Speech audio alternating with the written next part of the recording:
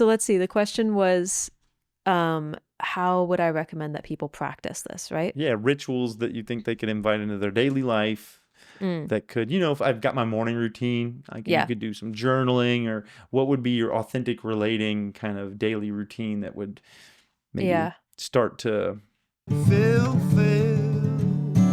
for you. What's the word? Start to like reinforce or build up a practice. I have a couple ideas of what I do, so I'll just share those. Yeah. One of them is I really love having buddies that I like do a check-in with, like ideally every day. So I and my husband are poly. We have a really wonderful girlfriend.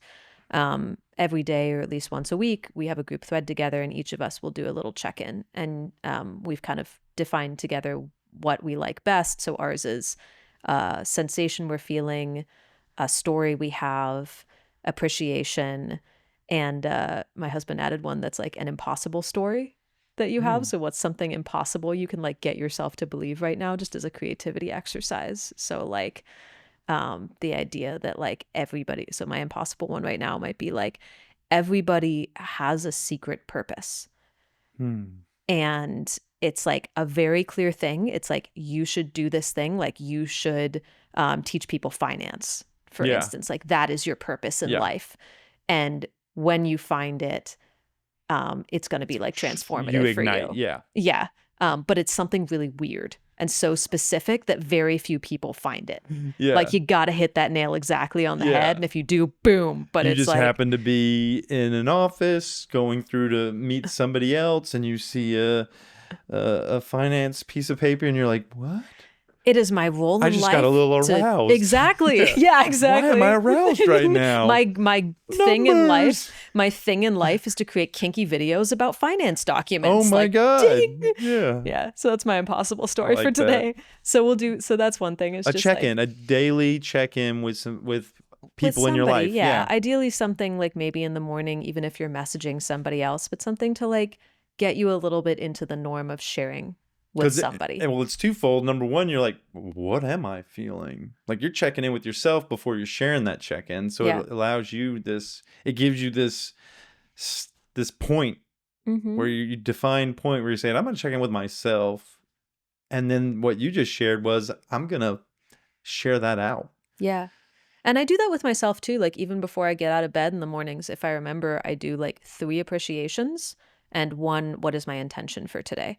And for a while, I was really struggling with self-confidence. So I made myself do the appreciations as what appreciations do I think other people have for me? Oh, And I like made that. myself name 3 of them. And then I do what's my intention for today. I think people, what do I think people appreciate about me? That's interesting. It really helped with self-confidence because I realized that my internal stories were really negative. I was kind of implicitly assuming that other people were Don't like disliking me. things Yeah. about me. And instead I was like, no, I bet you that my friend is really grateful to me that I texted her yesterday to ask how she was doing. And I bet she like thinks that I'm a good friend. Yeah. And I was like, whoa, this is like challenging something. Well, I you're didn't even automatic. believe I Yeah, had. you're battling your self-defeating, self-limiting beliefs in there. You're battling all your shadows. It's really cool if you can get yourself to like do the opposite of what your brain is implicitly thinking. Yeah. Existential kink is a version of this. I love existential kink. Something I did for a while is like when I was feeling really self-conscious and nervous around other people, I made myself look at them and just say friend inside my head. And it like, I got so much more comfortable with people. I was like, what is my brain actually Everybody's my saying about friend. them? I think my brain was like unsafe, unsafe, unsafe, Yes, unsafe. yes, that's what your brain was saying. Was probably. my default. And when I made it say friend, it was like, oh, friend. In Buddhism, I'm bringing up Buddhism again, probably just because great. I just talked to a Dharma teacher before you and also have been in it. But in Buddhism, they've got this thing where because of reincarnation, like everybody in the world has been your mom. At some point in the infinite. Wow, that makes your mom jokes more awkward. But they teach you to like see everyone you're communicating with as your mother. So there's this automatic familiarity, loving kindness type of vibe. So it seems like this trick, I'll call it a trick, but just this like Yeah, a trick reminder. to like make people less threatening, make people more loving.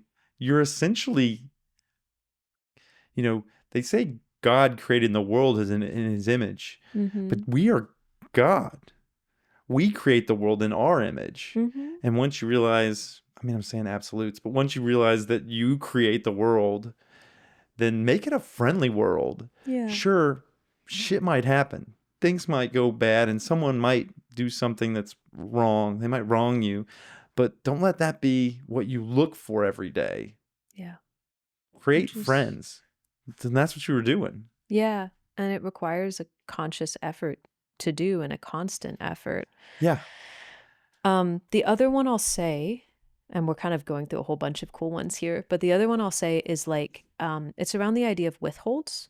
And a Mm, withhold is something that you are like holding back that's eventually creating a barrier between you and someone else. Sometimes these are really big things. Like I have a withhold from this is not true right now, but I have a withhold for my dad about like not making his will or something or not talking about his cancer. Or I have a withhold for a housemate about feeling like we might need to part ways or like, we've had a really difficult interaction. So some sometimes kind they're of big. thought that's been happening in the back Right. of your head or that's coming up and you're not sharing it. Yeah, but sometimes they're also really, really small. It's like I have a withhold from my housemate about the fact that she slammed the door and gave me what I thought was a dirty look when I walked in the other day, and I'm feeling really uncomfortable around her. Yeah. Um, I have a withhold for my husband around like him checking his phone when we're talking and the fact that like I feel a little disconnected when he does. Mm-hmm. Uh, and you notice withholds usually when you're starting to avoid the person or avoid some aspect of their behavior Yeah. or feeling subtly resentful. Those are like the triggers for I probably have a withhold. And I bet if everyone listening thought about it, they would notice a couple little You withholds probably they got have. withholds with people in your life. And usually you don't even know what's the moment it came from. Like you have to really practice to be like, let me track back and ask myself when this started. And you really have to remind yourself you should not have a solution. This is not about having the answer Yeah. to it. Yeah. It's not about, the roommate one was actually a bad example because I was like, I have a withhold about wanting my roommate to leave. Well, actually, the withhold is probably something like I have a withhold about like my roommate inviting people over and blasting loud music late at night and how destabilizing that is to me and the fact that I've spoken to it a bunch of times and now I'm starting to think about whether we're a fit for each other. Right. Like that's more specific. Kind of like the appreciation evaluation The coaching thing we talked specificity. about. Yeah. Um if you have those, learning to actually speak up about them and practice that muscle is probably the most important authentic relating skill you can do on a regular basis. And you can do it in a couple ways. Yeah. One is you can set a specific time where you do it. So with a housemate, I used to have every week, we get together, we have dinner, we do appreciations and withholds. Start with appreciations. So you like, kind of feel like It's you're the more hamburger. open. It's Right. And then the end with one too. connect before you influence. Yeah, exactly. Yeah. Let's get Um, the good feelings and then you got the crunchy peanut yeah, butter. be more open. Today I was presenting a plan to a couple collaborators, and before I did it, I asked, would you lead with appreciations and curiosity after I present this before you give me feedback? Feedback. It's Yeah. really helpful. If you're in a work context, you can build it into your one-on-ones, you can build it into your group meetings. Yeah. Like at the end of it, you can be like, hey, do you have anything for me that would help our working relationship? Or if you want to use that languaging, you could say, do you have any withholds for me? In one company I worked with, they used to call this go direct. So do you have any go directs for me? Yeah. Um, so don't wait for performance reviews because if you find out about it then, it's like not, what are you going to do about it at that point? It's too broad. Well, you're inviting intimacy. You're inviting intimacy. Yeah. People don't realize that. They think well, I don't always realize that. Mm-hmm. That saying those withholds are invitations into your Connection. experience and connection, and they can be difficult.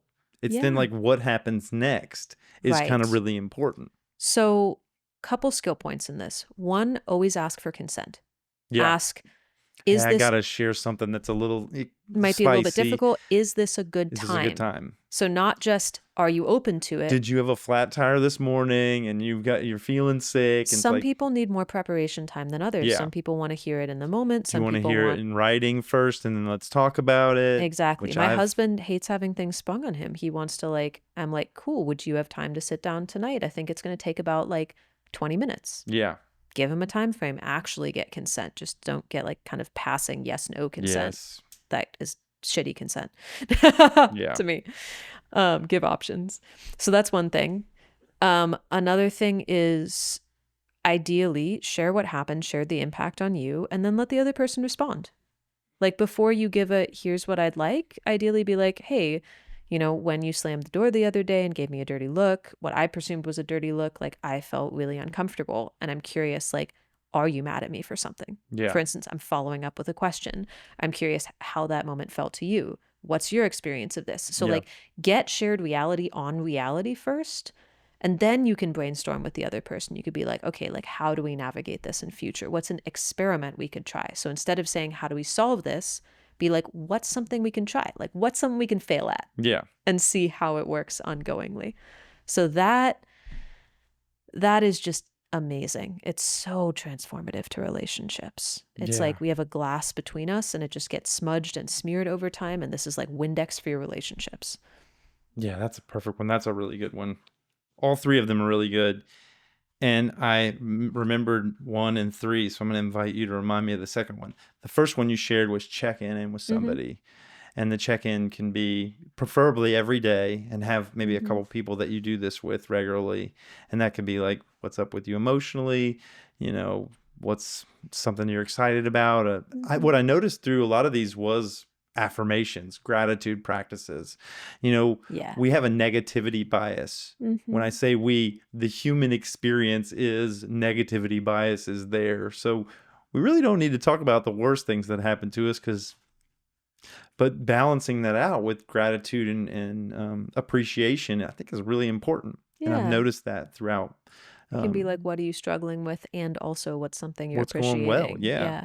So having a check in and having some fun and playfulness to it, that whole secret purpose thing. Mm-hmm. Um, and then the third one was withholds. And the second one was, We kind of got into the idea of like reframing your thought about other people and yes, like having that's a right. different story, which Everybody's a friend. yeah, I wouldn't even have named, but it actually is something I've found super, super valuable. Yeah. It's reframing people Mm-hmm. as friends. Yeah. Like this being aware of your orientation to strangers, your orientation to people in your life, or you automatically endowing them with they're on your team.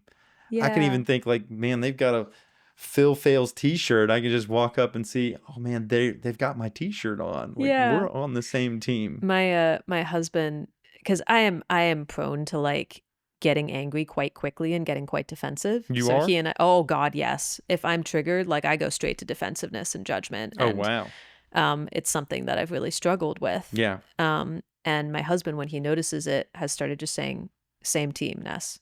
Yeah. And it relaxes something in me because it makes me aware that in that moment I've been thinking more on different teams. Yep. I say that to my kiddos. We're on the same team. I'm on Yeah. your team. Yeah. Yeah. I think that's important.